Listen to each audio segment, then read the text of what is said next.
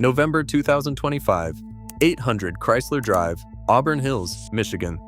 A filing goes out from Stellantis' American headquarters, one directive attached to more than 320,000 vehicles.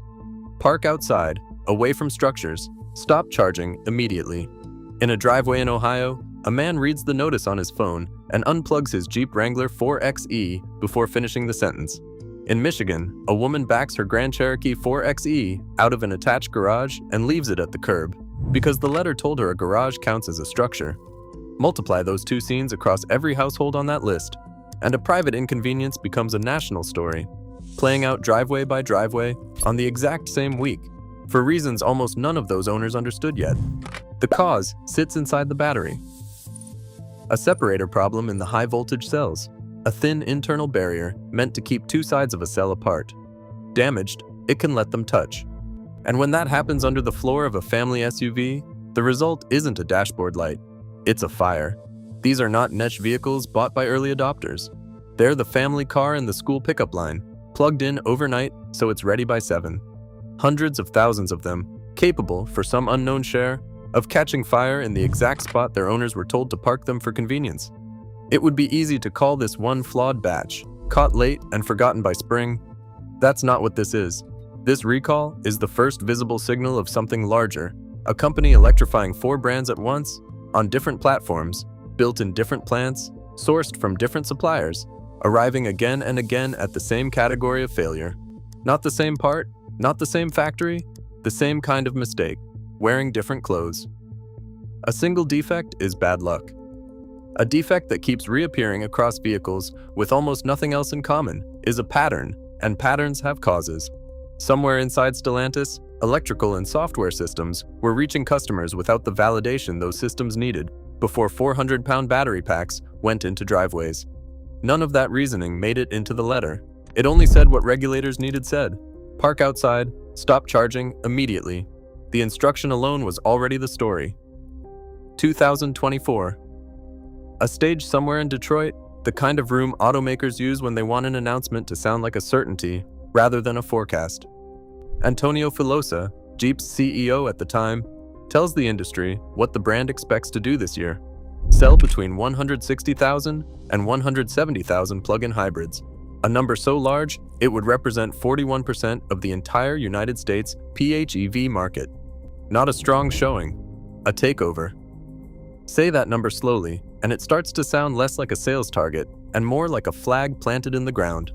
4 out of every 10 plug-in hybrids sold in the country wearing a Jeep badge. Competitors selling gas engines and lithium batteries side by side would be fighting over the other 59%. Jeep was positioning itself as the category itself, the default answer to a question nobody had finished asking yet. There is a detail in this moment worth holding on to without resolving it yet. The man making this promise was not some mid-level executive who would be gone in a year, forgotten along with the target he set. He was the head of the brand making the bet, and before this story is over, he would rise even further into the seat that runs the entire company that brand belongs to. Whatever happened next would not just be Jeep's problem, it would eventually be his. For now, though, the promise stands on its own, unchallenged, filling a room with the kind of confidence that only comes before the numbers are actually tested. And numbers like that do not run on slides or stage lights. They run on vehicles, hundreds of thousands of them, built across multiple plants and multiple platforms, that first have to work, every one of them, before a projection like that means anything at all. The number is worth saying slowly. 320,000 vehicles, told to park outside, told to stop charging, because the separator inside the high-voltage battery cells, the thin layer meant to keep the 2 internal sides of a cell from ever touching, had shown damage. Not in a handful of test units, across a fleet large enough that regulators didn't wait for more data before issuing the instruction. That single directive, delivered in 3 words, tells you almost everything about how seriously it was treated. Agencies don't tell owners to sleep with their car outside the garage over a minor defect. They do it when the alternative, a fire starting under the floor of a parked SUV next to a house full of people, is unacceptable to risk even once. There's no ambiguity built into an instruction like that. No room left for a homeowner to decide the warning didn't apply to them. Sit with that for a second, then turn to a second filing on the same two vehicles that has nothing to do with the battery at all. A separate recall, 117,902 Wrangler and Grand Cherokee, 4xe units, this time over something that sounds almost old-fashioned next to a battery fire risk. Sand. Left behind inside the engine from the casting process, the manufacturing step where molten metal is poured into a mold, and, if the process isn't clean enough, tiny grains of the mold material can end up trapped inside the finished engine block. Grit, sitting somewhere it was never supposed to be, working its way through an engine built to run for years without anyone opening it up to check. The consequences read like a list nobody wants attached to their car. Catastrophic engine failure. Fire. Sudden loss of propulsion, meaning the vehicle simply stops delivering power on a highway in traffic without warning. And the warning it does give, when there is one, is a knocking noise, a sound most drivers would associate with needing an oil change, not with an engine that might fail entirely in the next few miles. Put those two recalls next to each other, and the coincidence stops looking like coincidence. Same two vehicles, same recall window, two completely different systems, one electrical and one mechanical, each independently capable of the worst outcome a car can produce. This isn't a loose bolt or a dashboard glitch that resets itself after a software update. It's two unrelated ways for the same vehicle to catch fire, discovered close enough together that an owner opening their mail that season could reasonably have received both letters in the same week, one telling them to stop charging, the other telling them to listen for a knock. Two defects, one set of vehicles, neither one caused by the other, and both of them serious enough on their own to have been the story, if the other hadn't happened to land at the exact same time. Not every failure in this story announces itself with a fire risk or a knocking engine. Some of them are quieter than that, easy to read past on a page of recall numbers until you notice how many of them share a single cause. Start with the Dodge Charger Daytona EV, 8,390 units, recalled over something that has nothing to do with a spark or a battery cell. An incomplete software upload, the kind of failure that sounds almost trivial next to a fire risk, until you learn what it actually broke. Federal law requires electric vehicles to emit a warning sound at low speed, specifically because a car this quiet can roll toward a pedestrian without them ever hearing it coming. The amplifier responsible for that sound never received the software it needed to work. The car wasn't unsafe in the way a fire is unsafe.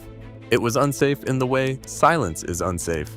A legally mandated sound simply not there. Now a second recall, same vehicle, unrelated to the first. 8,528 Charger Daytona electric vehicles where the instrument cluster could go dark entirely, taking the brake warning, the stability control indicator, and the tire pressure alert with it. Picture that for a second, not a flickering screen. A blank one, at highway speed, with no way for the driver to know whether the car underneath them is about to lose traction or already has a tire losing pressure, because the one panel built to tell them that has simply stopped telling them anything. Then, the same defect shows up again, on a car that shares almost nothing else with the Charger. The Jeep Wagoneer SEV, 11,743 units, the identical inoperative instrument cluster issue, different platform, different badge, different engineering team most likely, and somehow the exact same failure, arriving on the exact same kind of screen, hiding the exact same warnings from the driver. This is the moment the pattern stops being deniable. A single software bug is a mistake. The same category of software failure, showing up independently on two different vehicles from two different brands within the same window, is not a coincidence anyone can wave away. It's a gap, not in any one part or any one supplier, but in the process that's supposed to catch these things before a vehicle ever reaches a customer.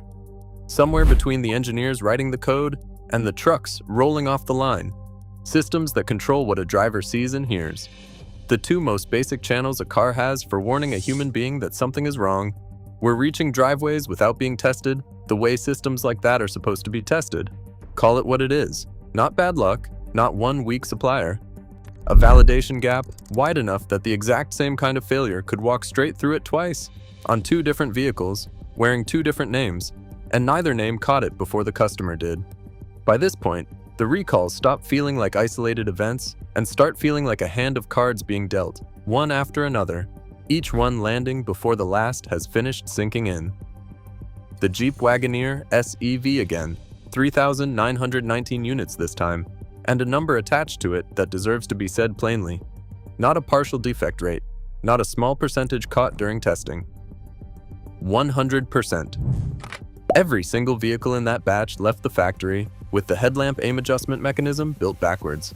The vertical adjustment buried somewhere a technician couldn't reach. The horizontal adjustment sitting exposed where it never should have been. Federal lighting standards exist so that a headlight can be properly aimed, so it lights the road ahead of a driver instead of blinding the one coming the other way. On every one of these vehicles, that basic requirement was physically impossible to meet as built. Cross over to a different brand entirely, the Fiat 500e, 2,195 units, missing the headlamp aim adjustment plugs outright. Not backwards, not miswired, simply absent. The exact same category of federal violation, on a car built by a different badge, under a different name, as if the same mistake had been copied and pasted across a brand that has almost nothing else in common with a Jeep. A compact city car and a mid-size SUV, built for completely different customers, failing the exact same federal standard in the exact same way. Then the Ram ProMaster EV, 790 units, a commercial van this time, not a passenger SUV, and a failure that lives entirely in software. The motor control processor, the system responsible for managing how much torque the electric motor sends to the wheels, didn't limit torque spikes the way it was supposed to. The risk isn't abstract. Sudden torque beyond what the drivetrain is built to handle can damage the differential, and differential damage can mean a sudden loss of propulsion, a van simply stopping delivering power, possibly loaded, possibly mid-route, possibly in traffic. A delivery fleet depends on that van starting every single time it's asked to. This recall is a quiet admission that, for 790 of them, it might not.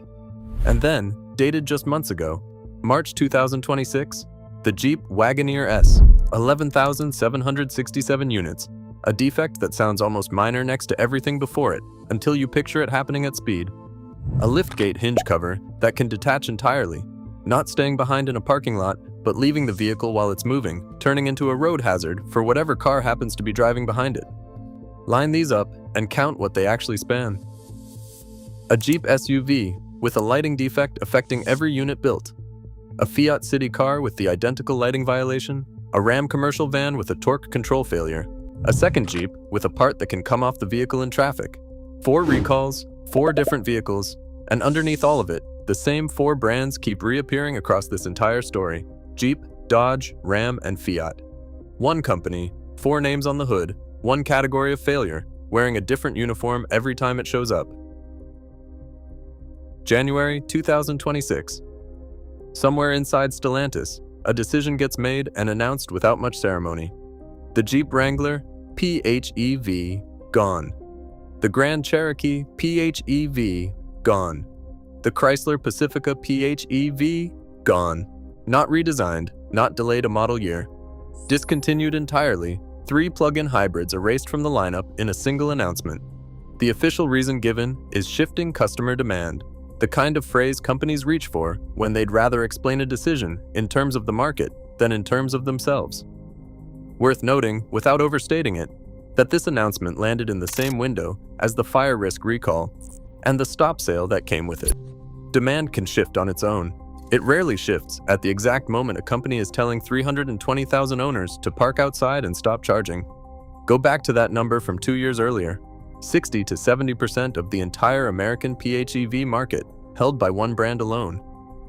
41% specifically was the figure, and the man who said it out loud was standing on a stage sounding certain. Measure that promise against what's left now. Not a smaller share of the market. 0 surviving plug-in hybrid models under either the Jeep or Chrysler badge. The forecast didn't come in under target. It came in against nothing because the product line it depended on no longer exists. There's a second piece to this that lands harder than the recall list on its own. Jeep's current CEO, Bob Broderdorf, has confirmed the brand is evaluating its electrification strategy following the expiration of the $7,500 federal EV tax credit. So the retreat wasn't only about batteries with damaged separators or engines contaminated with casting sand. The financial ground underneath the entire plan moved as well, at almost exactly the same time the mechanical ground was failing. And then, the detail that ties the whole story into a single knot. The executive who stood on that stage in 2024 and promised Jeep would own 41% of the American PHEV market is not a name that vanished afterward, filed away for someone else to explain. Antonio Filosa is now the global CEO of Stellantis itself, the person now responsible for the very company whose plug-in hybrid lineup he once promised would dominate, and which he has since watched, from the highest seat in the building, get discontinued entirely. So the question this story actually leaves behind isn't really about Jeep, or Dodge, or Ram, or Fiat individually. It's about what happens when a company tries to electrify 4 brands at once, faster than it can validate what it's building, and whether Stellantis is a single company that stumbled, or the first clear preview of what happens across an entire industry racing toward the same finish line before the engineering underneath it is ready to carry the weight. The recalls will get repaired, the vehicles will get fixed. What's harder to fix is the 41% promise nobody in that room believed would end at 0.